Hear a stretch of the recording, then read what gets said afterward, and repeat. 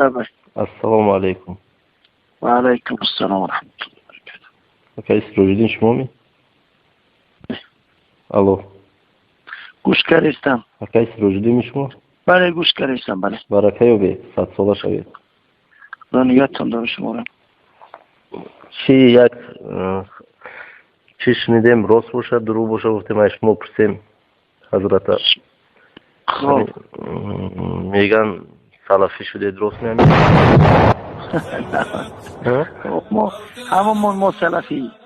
نه ما در عقیده حضرت امام اعظم هستیم الحمدلله. ما اهل سلف و دوست می‌داریم. نه این امین بلند میگوید میگن راست می؟ ما یکمش که امین بلند نمیگم نه که من زید نیستم همش سنت میدونم.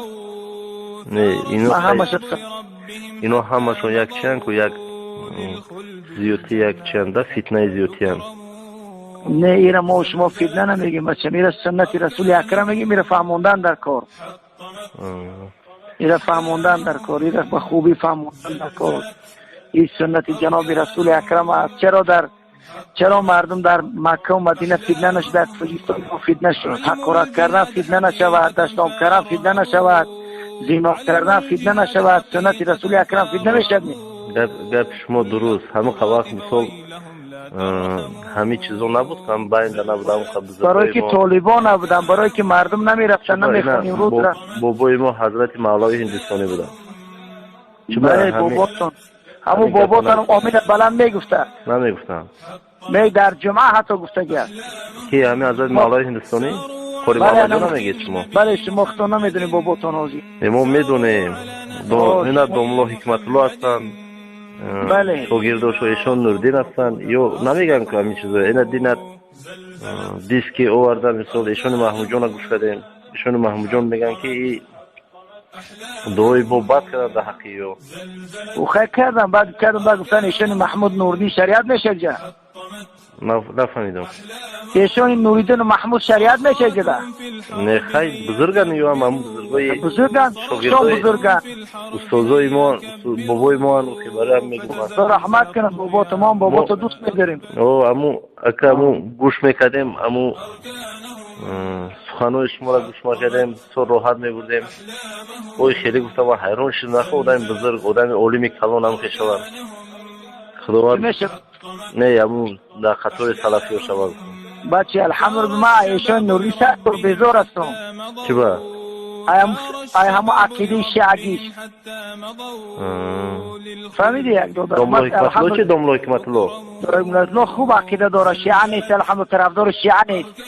امین بلند نمیگویم که اون کسان ما چی با امین بلند پس گفتن چی فرق داره بلند نگوی چی جای گناه هست؟ بلکه در یک مذهب ما یک مذهب برای خوب نیست و چی فرق داره طرف فقط در قبل مذهب میفرسن؟ نه مذهب نمیفرسن اما یک مذهب عمل کردن خوب نیست؟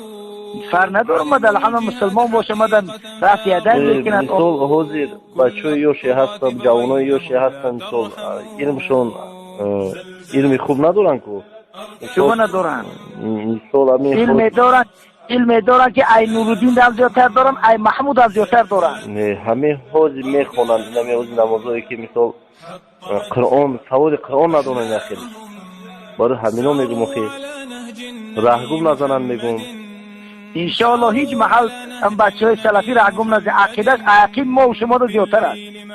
نه؟ ای ما و شما رو خوبتر است عقیدش خدا را میشناسن پیغمبر خدا را دوست ای ما و شما امام اعظم زیادتر دوست می‌دارن.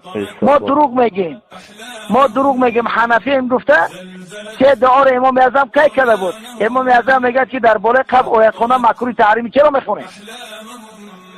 خیرات پیامبر صلی الله علیه و سلم حدیثی دارن که یک نهال درخت گرفته شنوندن عذاب قبر دیگه سبک شده بود. درست یا نه حضرت؟ برای هم میگه که آیت خونه چی زلال داره؟ و کی پیغمبر خدا آیت خونه که حدیث بیاو؟ تو پیغمبر در بالای قبر آیت خونده؟ یگان روز یک صحبت میکنیم میشنیم یک جا چی گفتی حضرت؟ گپ نیست لیکن خیلی کم فهم نشه ما و شما در کسی مسلمان از دوش بداریم انشالله سلامت باشید.